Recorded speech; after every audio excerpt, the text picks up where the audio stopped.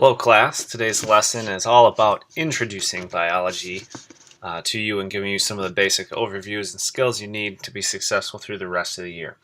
So our overall objective is really just to establish a solid foundation of biology and what it means, and also science and how we can perform scientific experiments. This will be a two-part process for us.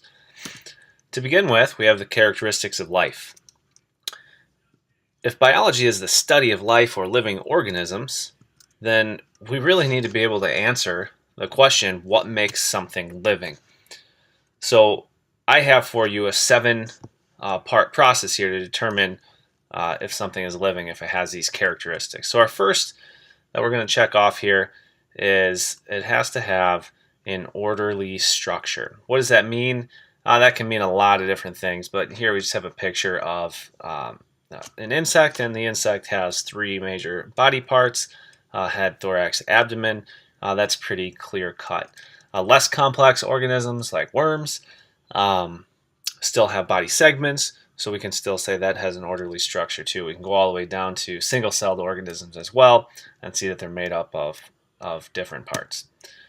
Our second characteristic of life here is going to be, has to be able to produce offspring.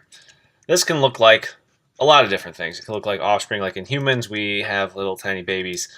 It can also look like something like yeast. We look at this picture of these yeast and they're budding. Budding is just a process where the main cell is going to bud off and separate part of itself and kind of squeeze part of itself off here. And it's going to bud off just like that. And then eventually this just kind of separates and becomes its own separate self, or we go from one into two. The next characteristic is going to be growing and developing. So here's a process of going from a seedling or going from a seed into a seedling, growing into a full plant, and developing new structures as well: leaves, stems, roots, all those good things. The next requirement is requiring energy. Organisms, living things, need to take and utilize energy in a variety of forms. So we just talked about a plant that's going to take in sunlight and do photosynthesis to grow and develop. Here is a different way, right? If you're not using sunlight for energy, then you're probably feeding on something else, and we'll start talking about that relationship. This predation here.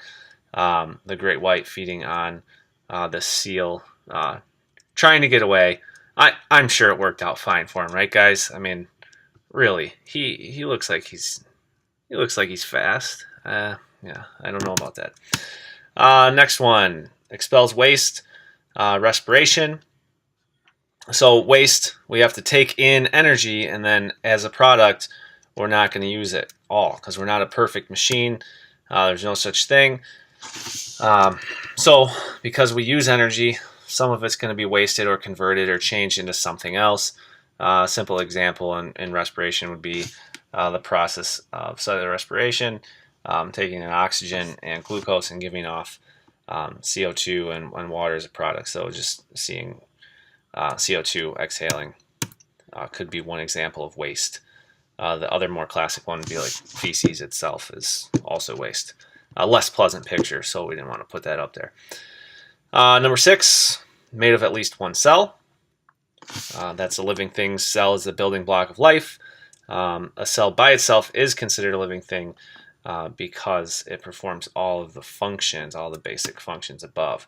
So paramecium, while you need a microscope to see them, still fulfills that requirement. And the last one, it's got a whole other slide here about what this means. This is kind of vague, but adjust to changes in the environment, and going on and really looking at what that means is going to be important. So we'll move on to the next slide here and discuss that further. Living things, if they're adjusting to a change in environment, what does it involve? Well, it's going to involve a response to a stimulus. That's going to be the first thing, or stimuli, more than one thing. Our Venus flytrap over here is has trigger hairs, and those trigger hairs, when they're moved, cause it to snap shut. So that would be a stimulus, is the movement of a trigger hair here. So we also see the example here, like getting a shot makes you flinch, or there's that pressure, that pinch, that poke is going to make you move.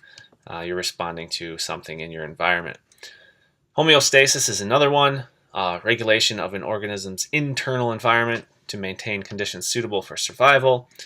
Here we have humans sweating and shivering. Sweating allows you to cool down. Shivering is your body's attempt to kind of warm you up by getting your muscles moving a little bit.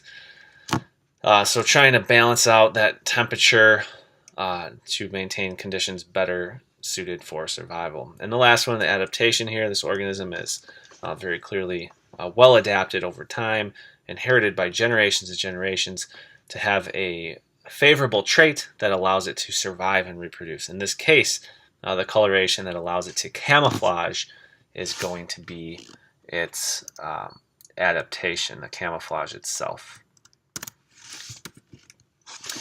So based on those 7 things, those characteristics of life that we talked about, we need to go ahead and look at this and see if we can apply it to everything.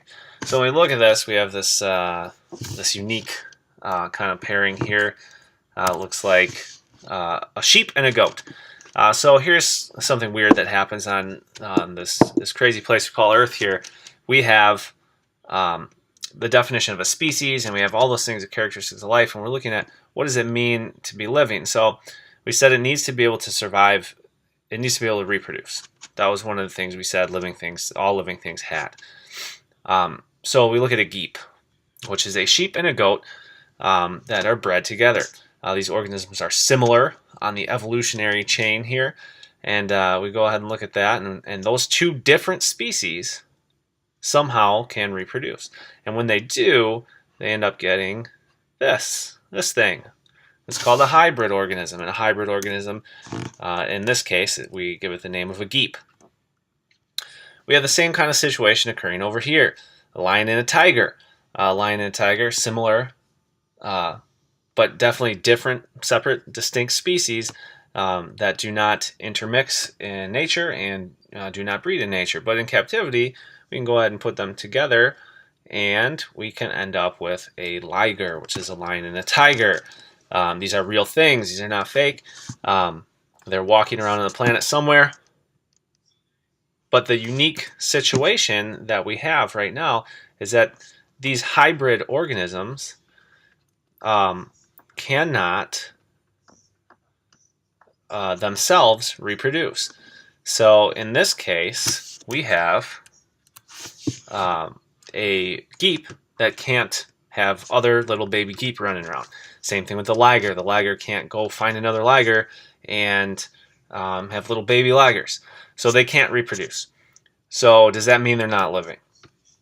We'll have that discussion in class, but in reality, we should have the obvious answer of, yeah, those things, they're alive, living organisms. So this is a key here, that the characteristics of life are subjective to human reasoning. So just because one exception here is violated doesn't mean that we can't use common sense and say, of course, these things are alive, but they're definitely strange. So this is going to be something we'll discuss in class. For time's sake and notes, we can do this in class. We are going to apply characteristics of life to this tree and see if we can get all 7 on there with specific examples. So if you want to come to class prepared and not have to dig too deep in your brain, you could start doing that now. Come to class with that information. So in order for living things to be classified alive, we went through those steps. Now we talk about what chemical compounds all living things share. I'm going to go through these quickly as an overview. So we have carbohydrates. Carbohydrates are commonly referred to as sugars. So we have sugars that we use as energy for the most part, but organisms also use them for structure, building structures. Glucose, maltose, sucrose, starch, lots of those things. Those things are energy, and they also provide structures in living organisms. We go through the next chemical compound. There are going to be 4 of these. The second one is lipids. Lipids are referred to commonly as fats, so that's the common name if we're, being referring to it commonly in conversation. You're going to hear that term, fats. Oils and waxes fit there too. What are their functions? Energy storage, that's a big one. Storage. So we're allowing energy to be stored for a rainy day, which is why it's typically stored as fat. It hangs off your body, and your body can tap that when it needs to. Insulation is another one, more secondary, but it does provide warmth. Structure for cell membrane, which is right here. This picture, if we're looking at this, we can see that there, and we'll talk more about cell membranes later, but lipids play a big part in that. The fact that we have hydrophobic tails, which are going to be moving pointed away from water. So if this is the water inside of a cell, this is hydrophilic. So this part is attracted in that direction, and this part is hydrophobic and is attracted away from it in that direction. And that allows us to create a nice, neat cell membrane, and we'll talk about that in a little later lesson. The final one, serving as a component of hormones and vitamins in the body. So hormone development and production, fats are a big part of that. If you're too low in body fat as a human, production of hormones can definitely be deregulated or kind of messed up. So body fat is important. Third chemical compound is proteins. The 5 major functions of proteins are structure again. This is probably more critical. I wouldn't say that, but it's definitely very critical in structures, just like lipids are. I don't know necessarily if more is an appropriate way to phrase that. Collagen and keratin in animals structured largely from proteins. Transport, hemoglobin in the blood is also critical. Hormones again, insulin in particular, is regulated by those proteins. Excuse me. Defense and antibodies, and finally enzymes, which is one of the biggest things here. Enzymes are proteins, lipase, lactase. If you're ever looking at an enzyme, if you're ever looking at a word you don't know what it is and you see that ASE ending, that's an enzyme. Proteins are made up of hundreds or thousands of smaller units called amino acids in different combinations. So basically, here's all your amino acids here, and this chart, we link them all together. And we'll be working with amino acids much later in the year. We start talking about DNA and protein formation. The final chemical compound we're going to discuss here is nucleic acids. Again, that's going to come up about the same time we do the other lesson. When we talk about amino acids, nucleic acids will be there. So what are nucleic acids? They're genetic information that can be passed from the parent to the offspring, composed of nucleotides that are made up of 3 individual parts. These parts are important, and you'll have to know these and draw these later in the year, not quite this early, but I wanted to introduce it to you anyway so you knew what this was. A nitrogenous base is the first major component. So this right here is your base, and that's going to connect to your sugar. So that depends on what molecule we're talking about. It could be ribose or deoxyribose. Here's your sugar connecting there. And then finally, we're going to go ahead and have our phosphate attached off of here. So these 3 major parts, you draw it like this. That's totally acceptable. I'll show you a different way to draw them in class 2. Probably makes it a little bit easier. DNA, RNA are those examples.